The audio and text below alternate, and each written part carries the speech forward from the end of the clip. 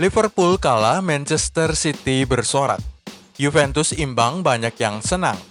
Milan menang tetapi gagal naik ke posisi Eropa. Halo, salam jumpa kembali dengan channel gilabola.com. Segera saja kita mulai update paling penting. Liverpool kalah 2-1 dari Arsenal. Yang paling penting tentu saja kekalahan Liverpool 2-1 di tangan Arsenal pada laga tadi malam di Emirates Stadium. Liverpool unggul segala-galanya. Dominasi bola hampir 70%, tembakan ke gawang 9 kali, tetapi gol hanya 1 kali.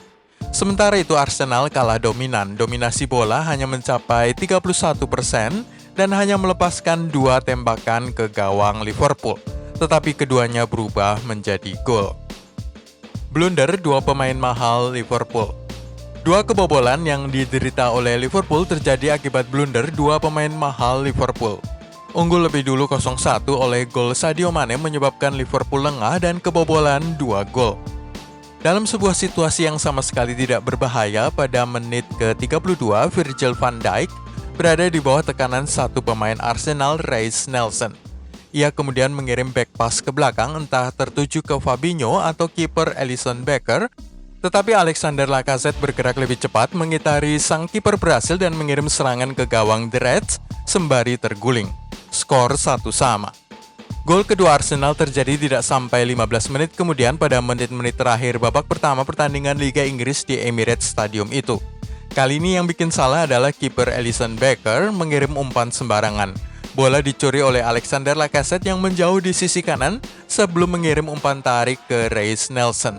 Sang pemain muda itu tidak membuat kesalahan dan menaklukkan kiper berhasil dari jarak dekat. Liverpool kebobolan lagi.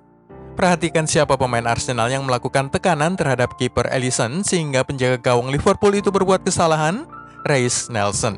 Ia menjadi pemain paling berjasa dalam laga malam ini. Virgil van Dijk dan kiper Alisson Becker adalah 2 pemain bertahan dengan gaji terbesar di pasukan Liverpool. Van Dijk digaji sebesar 3,2 miliar rupiah per minggu, sementara kiper Brasil itu memperoleh gaji 2,2 miliar per minggu. Rasa puas sudah menjadi juara Liga Inggris bisa berdampak fatal. Liverpool kalah, Manchester City bersorak. Kekalahan Liverpool di tangan Arsenal 2-1 tadi malam menyebabkan hilang sudah hampir semua rekor yang mungkin dipecahkan oleh The Reds. Liverpool perlu memenangkan semua sisa laga termasuk di kandang Arsenal tadi malam untuk melewati jumlah poin 100 yang diraih oleh Manchester City 2 musim lalu. Kini mereka maksimal hanya akan meraih 99 poin, tidak bisa melampaui rekor The Sky Blues 2 musim lalu 100 poin. Kemenangan terbanyak dalam satu musim, Manchester City 2 musim lalu 32 kali. Liverpool saat ini baru 30 kali dan berpeluang menyamai, hanya menyamakan rekor The Citizen tidak sampai melewati jika memenangkan 2 laga sisa. Rentang margin terbesar usai juara, Manchester City 2 musim silam 19 poin. Kali ini kalau The Reds bisa memenangkan 2 laga sisa atau 6 poin, maka itu berarti rentang margin 18 poin saja dengan asumsi pasukan Pep Guardiola juga memenangkan 2 laga tersisa. Apa arti kekalahan Liverpool tadi malam? Yang pertama, Arsenal mengalahkan Liverpool di ajang Premier League untuk pertama kalinya sejak April 2015. Sementara itu adalah pertama kalinya Jurgen Klopp kalah melawan The Gunners di kompetisi ini setelah menang 5 kali dan imbang 3 kali sebelumnya.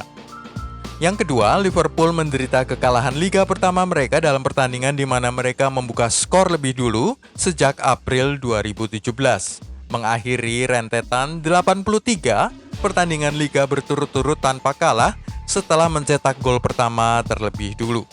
Poin ketiga, ini adalah kemenangan pertama Arsenal melawan tim dari puncak klasemen Premier League sejak Februari 2016. Sebelumnya dalam 5 kesempatan The Gunners selalu kalah.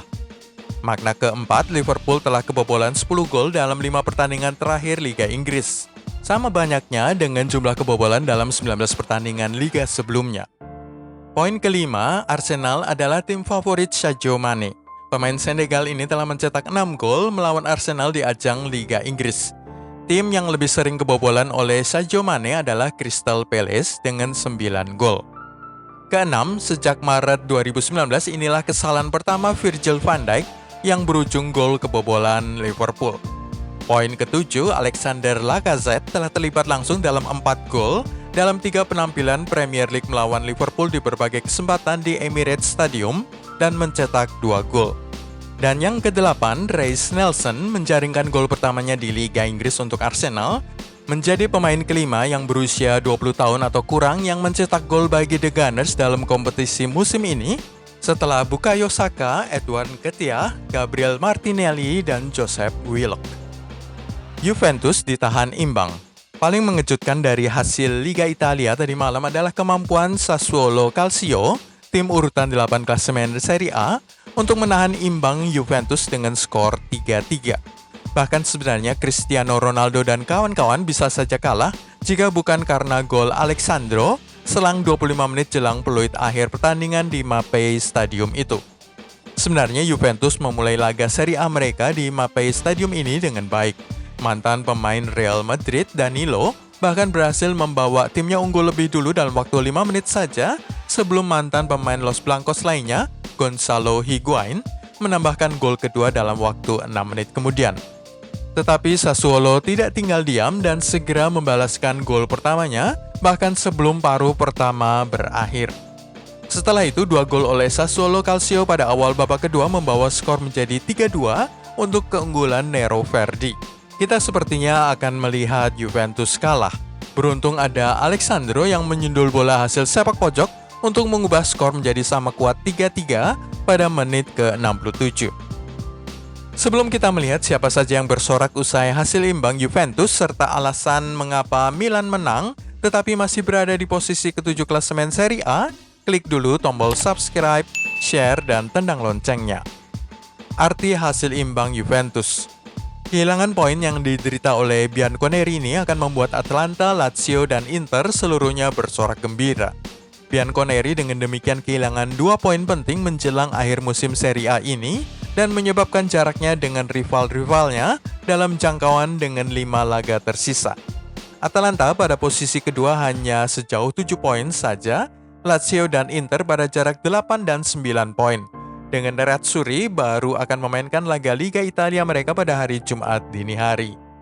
Dengan Juventus kehilangan 2 poin penting, maka gelar juara Liga Italia masih terbuka lebar bagi tim urutan kedua sampai keempat, yaitu Atalanta yang memiliki 70 poin, Lazio 69 poin, serta Inter dengan 68 poin, dengan selisih 9 saja di bawah Juventus. Nerazzurri akan tandang ke Spal pada hari Jumat dini hari dan diperkirakan akan mengambil 3 poin. Jika itu terjadi, maka pasukan Antonio Conte akan naik ke posisi kedua klasemen Serie A dengan 71 poin, 6 di bawah Juventus. Milan menang tetapi masih berada pada posisi ke-7. Hasil Milan versus Parma usai dengan skor akhir 3-1 pada Kamis dini hari, namun hasil ini gagal membawa Rossoneri naik ke zona Eropa karena pada jam yang sama, Napoli imbang 1-1 di kandang Bologna. Anak-anak Stefano Pioli merespons secara brilian setelah tertinggal lebih dulu oleh gol Yasmin Kurtic pada akhir babak pertama.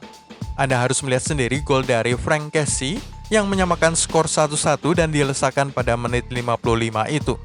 Menggiring bola dari luar kotak penalti pada jarak 25 meter jauhnya, pemain Pantai Gading ini melepaskan tendangan hebat ke pojok kiri atas gawang Parma.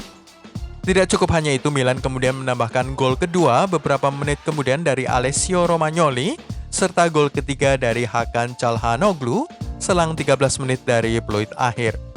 Sayangnya adalah pada jam yang sama Napoli imbang 1-1 di kandang Bologna menyebabkan perolehan poin Milan sama banyak dengan Napoli, namun anak-anak Stefano Pioli kalah selisih gol.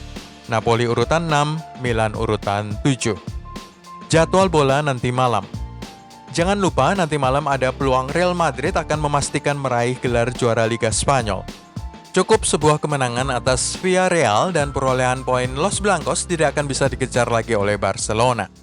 Laga pekan ke-37 nanti malam atau Jumat 17 Juli dini hari akan dimainkan bersamaan pada pukul 2 waktu Indonesia Barat guna mencegah ada 2 tim bermain mata untuk menyingkirkan tim lainnya. Barca pada saat yang sama akan menjamu Osasuna sementara Atletico Madrid akan tandang ke Getafe. Sevilla yang memiliki 66 poin sama banyaknya dengan Atletico akan berusaha meraih 3 poin di kandang Real Sociedad. Di ajang Liga Inggris, Manchester United akan tandang ke Crystal Palace. Wajib menang karena di saat yang sama Leicester City akan menghadapi lawan sulit Sheffield United. The Blades adalah tim promosi tetapi sudah tampil mengesankan musim ini termasuk ketika mengalahkan Chelsea 3-0 seminggu yang lalu. Everton akan berusaha kembali ke jalur kemenangan dengan menghadapi tim degradasi Aston Villa, sedangkan Southampton menjamu Brighton. Di ajang Liga Italia hanya ada 2 pertandingan, yang terpenting adalah Inter tandang ke Spal dan diharapkan menang, meraih 3 poin untuk naik ke posisi runner-up klasemen dengan 71 poin, menimbulkan tekanan pada Juventus yang berjarak 6 poin di atasnya. 20 update transfer hari ini.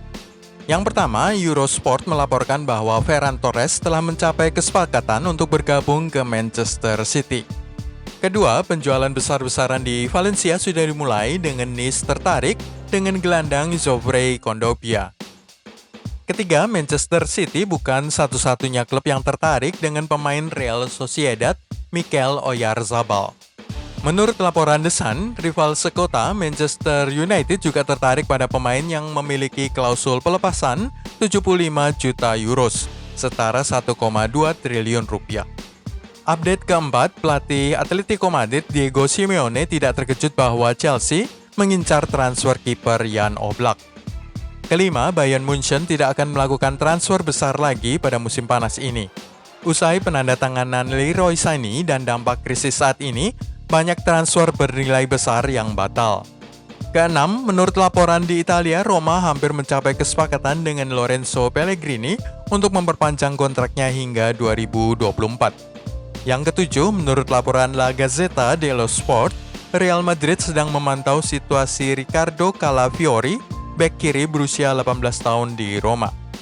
Poin ke-8, Andre Schürrle telah resmi meninggalkan Borussia Dortmund. Kesepakatan telah dicapai untuk mengakhiri kontraknya 1 tahun lebih awal. Update ke-9, gelandang bertahan West Ham United Declan Rice dikejar oleh Manchester United dan Chelsea menurut laporan Daily Mirror. Poin ke-10, Eintracht Frankfurt sedang bernegosiasi dengan Real Madrid mengenai kemungkinan transfer Franco atau Francisco Feuillasier, nama lengkapnya asal Argentina. Dia sudah melakukan debut untuk tim utama dalam pertandingan Copa del Rey melawan Fuenlabrada. Ke-11, tanggal jendela transfer Liga Inggris untuk musim panas ini adalah 27 Juli hingga 5 Oktober.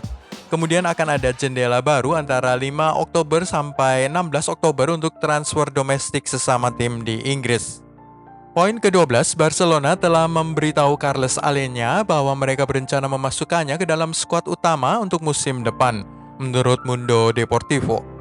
13, Gonzalo Higuain akan mempertimbangkan kembali masa depannya di Juventus pada akhir musim ini. Ia memiliki kontrak hingga 2021 tetapi sepertinya akan pergi 1 tahun lebih awal sebelum akhir kontraknya.